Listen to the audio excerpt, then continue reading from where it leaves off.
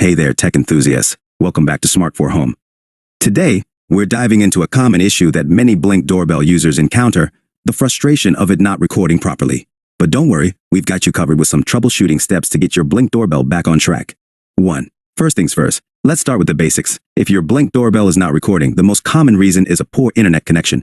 Make sure your doorbell is within range of your Wi-Fi router and that your internet connection is stable.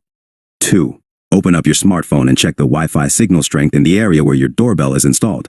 If the signal is weak, consider moving your router closer to the doorbell or installing a Wi-Fi extender. 3. Next, let's check the settings in the Blink app. Make sure that motion detection is enabled and set to the appropriate sensitivity level. You can adjust these settings in the app to ensure that your doorbell captures any activity outside your home. 4. If motion detection is already enabled and your doorbell is still not recording, try restarting the device. Sometimes a simple reboot can solve minor software glitches. 5.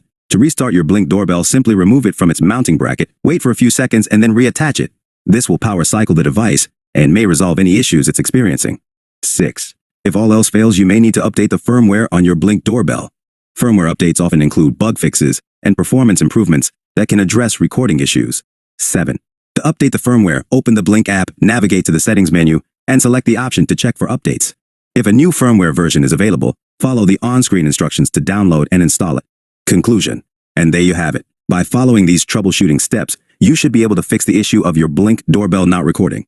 If you found this video helpful, don't forget to give it a thumbs up and subscribe to our channel for more tips and tutorials. Thanks for watching, and we'll see you in the next video.